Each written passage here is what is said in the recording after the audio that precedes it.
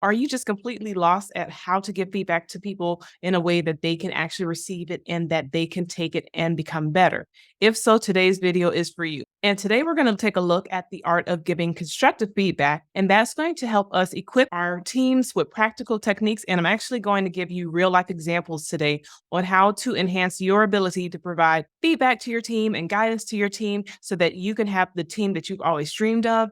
And this is going to help you out as a leader because when you get really good at giving feedback, it's going to make your team so much better. It's going to create a healthy work environment where you're not going to have people walking on eggshells, where you're not going to have a whole bunch of unhealthy habits and behaviors that are happening that go unaddressed, especially for a long time, that can contribute to a toxic work environment, right? So let's avoid all that by learning how to give proper feedback to others so that we can be great and so that our teams can be great as well. So hi, I am Barika from Simply Unique Coaching. I have been leading for over 15 years. I have led more than 18 teams, and I am a full-time entrepreneur, and I am here to help. I like to say that I am a leader who learned in the trenches, and I also like to say that I'm a leader with the heart of a teacher because I actually did work in education at one point in time. Sometimes what I don't like is that there are times where there are these concepts and they're broken into these abstract pieces, so people can't really digest them and figure them out and learn how to apply them. I don't like doing that. I want you to be able to actually apply what I'm teaching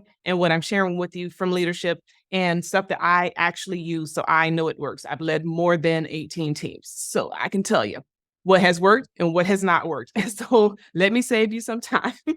Let me save you years of having to learn, what works and what doesn't work. And we're going to talk about it all in this quick, short video, right? And so what I'm excited about in this video, because I like to make things practical, is so we're going to talk about giving constructive feedback. And I'm going to actually give you examples of situations that can occur in the workplace. Hint, hint, right? Can occur in the workplace on giving feedback. And these might not be the exact situations that you're encountering as a leader. However, they're going to give you some kind of framework on, okay, maybe I can use this skill or maybe this strategy when it comes time to giving feedback to others. And as a bonus, I'm going to give you the secret sauce that's going to help you know how to give your feedback in a way that's going to be well received and effective. Because when you do that, it's going to be so much smoother. You're going to have a lot less conflict. You're going to have a lot less problems as a leader, and you're going to have team members that are much happier. So let's get in. Okay, so first of all, what we want to do is actually proactively create a culture of feedback.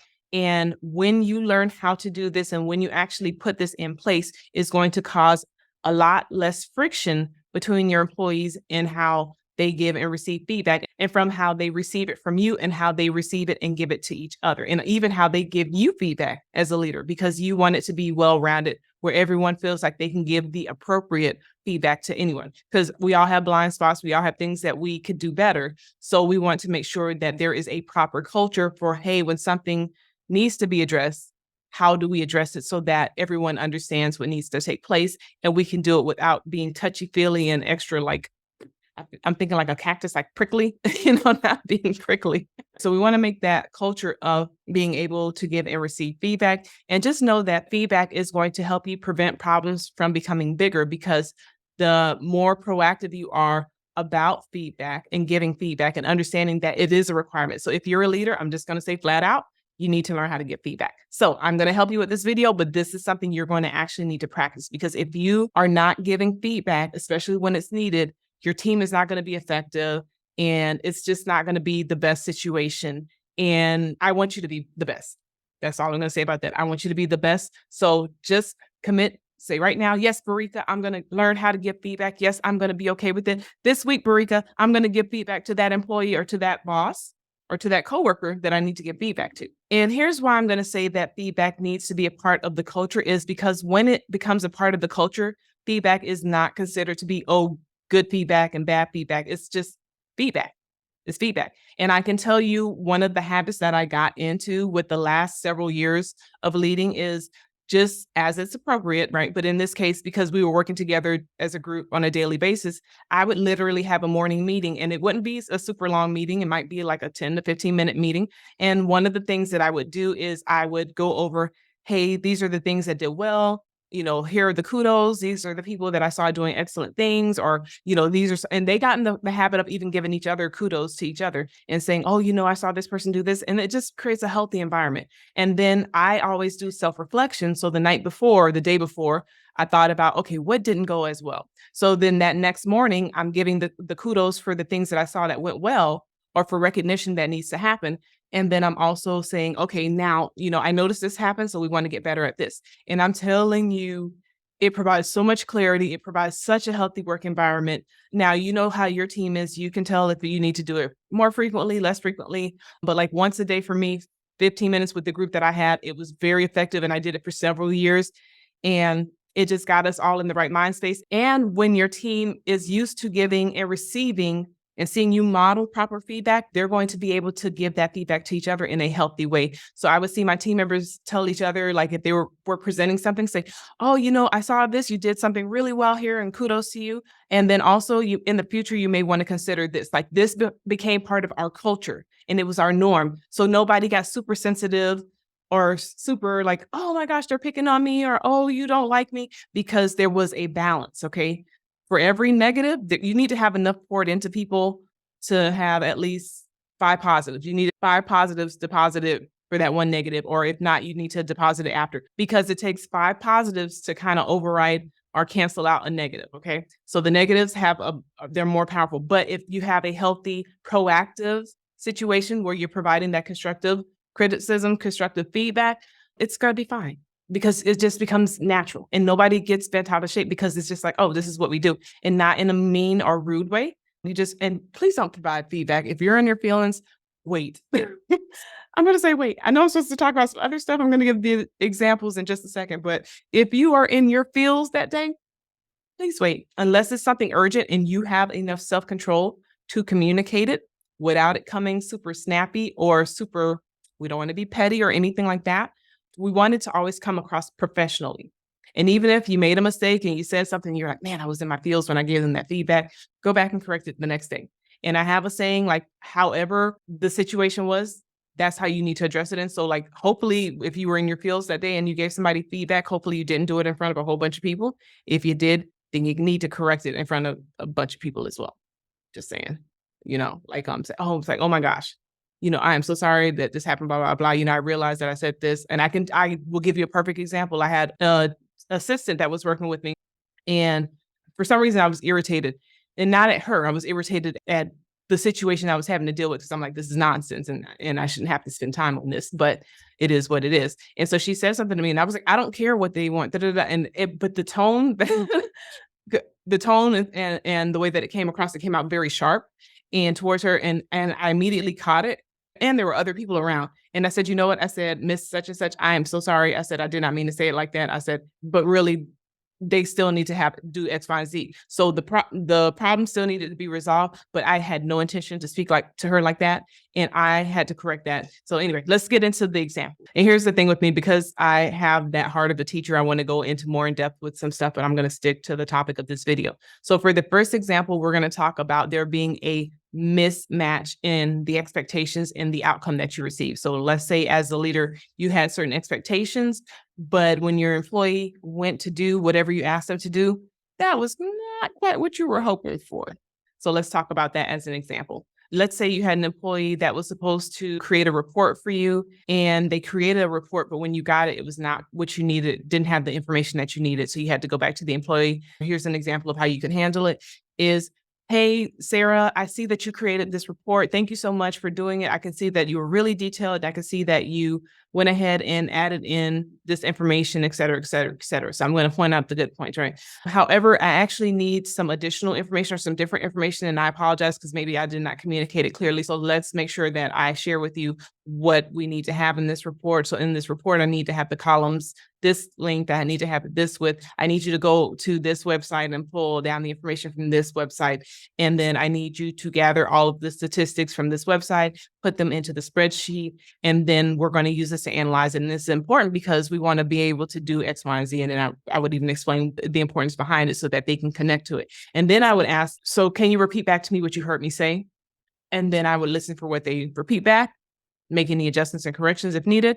And then hopefully they come out with the right outcome. And if not, At that point, I'm going to look at myself first to see if I communicated it properly. And if not, then I need to communicate it the right way. But if I did, I would go back to the employee. Maybe we'll do the first one or two together so I can make sure that they're on the right page. And then from there, let them go and grow. If they consistently gave me the wrong information, that's going to be a whole nother thing we would have to deal with. And that's not going to be covered in this video. But if you're interested, let me know. So example number 2, we're going to talk about having an employee that has low motivation and low engagement.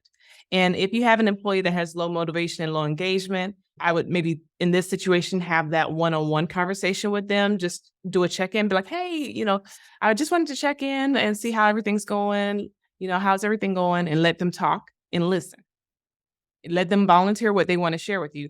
And then from there, they might give you some insight or clues. Maybe they just realized that they had a vitamin B deficiency and they had to get some vitamin B shots or something like that. If they choose to tell you that, that's fine. But then you kind of know, oh, vitamin B is used for energy. So maybe that's why I'm seeing them be a little bit lethargic. It might be actually tied to a health thing. Like I'm thinking that in my mind. I'm not saying it out loud, but I'm thinking, oh, okay, maybe that's what's going on.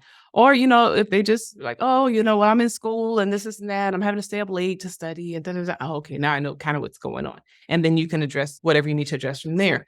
In that conversation too, I would look for, if they didn't give me a clue as to kind of why there's the low motivation and there's a healthy work environment at work, because you need to have a healthy work environment to have high motivation and high engagement from your team, right?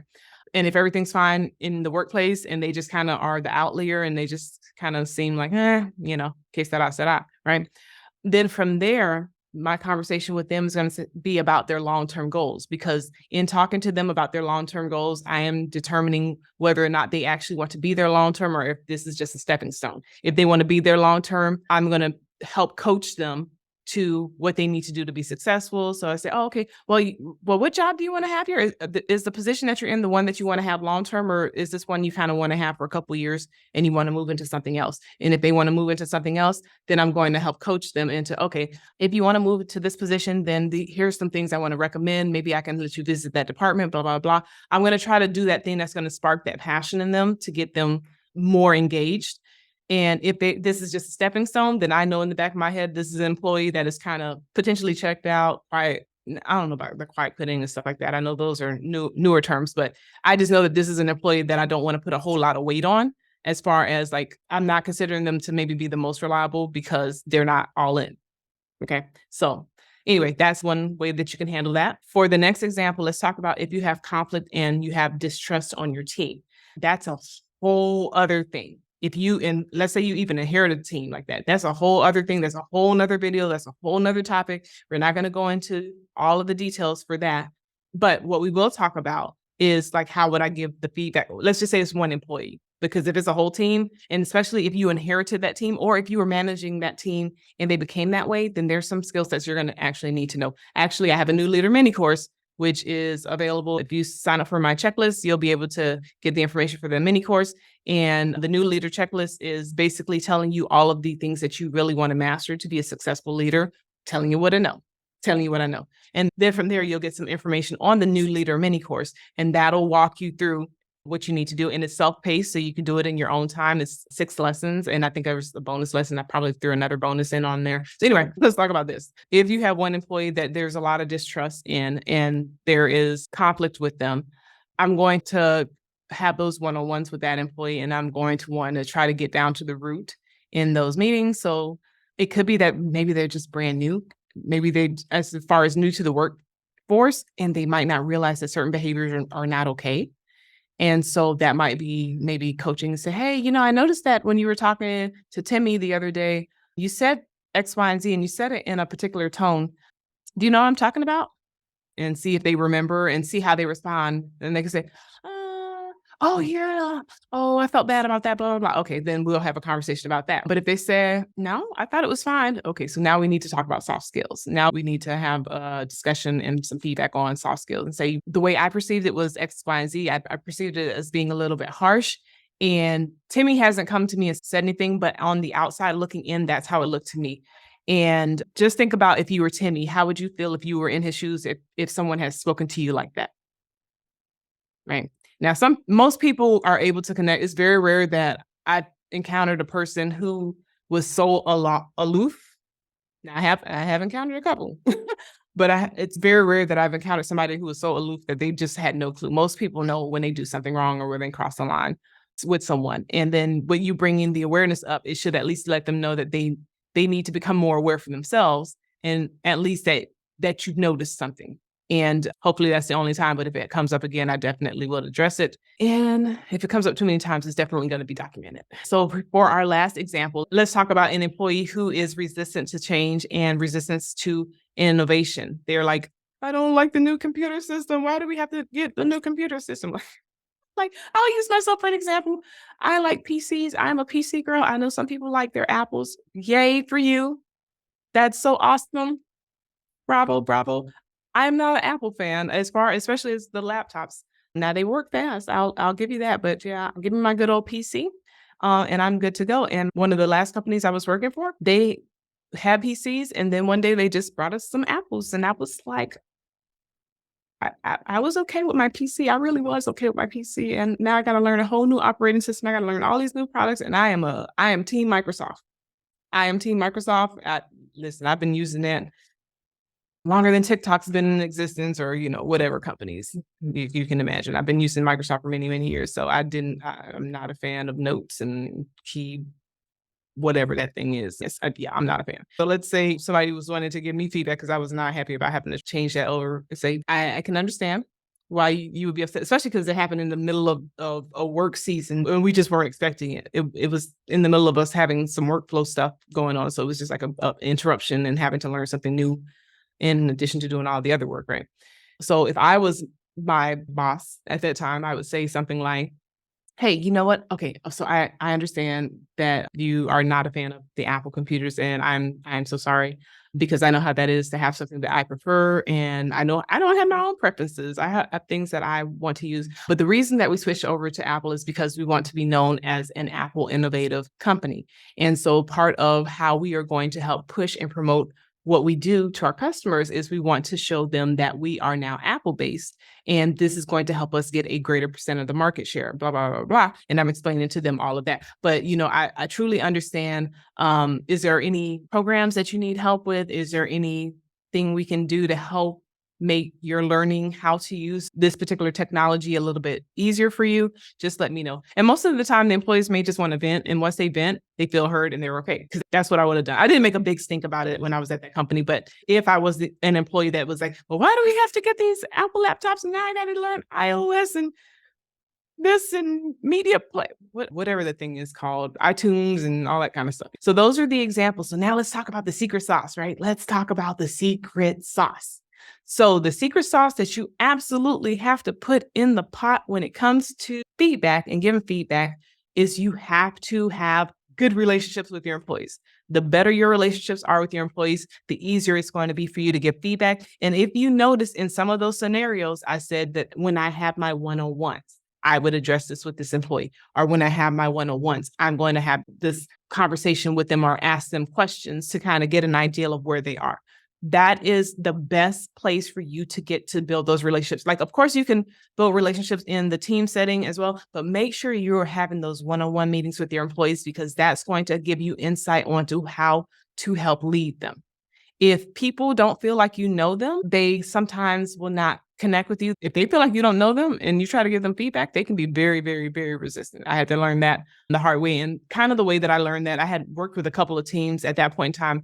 But as far as I had one team, my second team that I was working, I had a couple of, it was dysfunctional. It started off dysfunctional, but then it ended up amazing. And we had a great time together once we got some things smoothed out and once I learned what I needed to learn as a leader.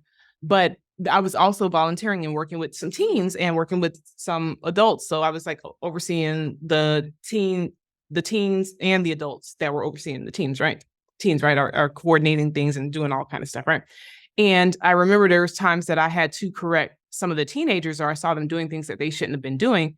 And I just noticed that I was newer to the organization. And so the teens tended to listen more to the other people who were there because they had I realized, I was like, oh, they have relationships with them. And then I had to figure out, okay, how can I build relationships with them? Or even if I need to correct them, how do I correct them? Okay, if you have teenagers or you need to correct teenagers, never do it in a crowd. Always pull them to the side and have the conversation. You're going to get a much, much, much, much, much better response from them. Also, the stronger your relationship is, you can say, if you did it in like a joking manner, but just make sure you don't embarrass them, that kind of stuff. Anyway, but I'm saying that for teens, but that also includes adults, right? If you're working with adults or if you're working with whatever group you are in charge of, this all applies. So, all right, with that being said, we're going to wrap this video up. But if you liked it, I want you to make sure that you give it a thumbs up. Let me know that you like the content so that I can know what to make. I'm wanting to go in my future videos. I want to go deeper. I want to go just I just want to go all in. And so I want to make sure that what I'm sharing is what you need to know. Now, if you have questions, let me know. I have no problem making a video. I'm making a video at least once a week, unless I go on vacation, which I need to take one. But I'm making videos at least once a week. And so I have no problem hitting the topic that you want me to hit on. And again, make sure you check out my new leader checklist. If you want to see if you're on the right track as a leader, it's free. You can just go ahead and sign up for that.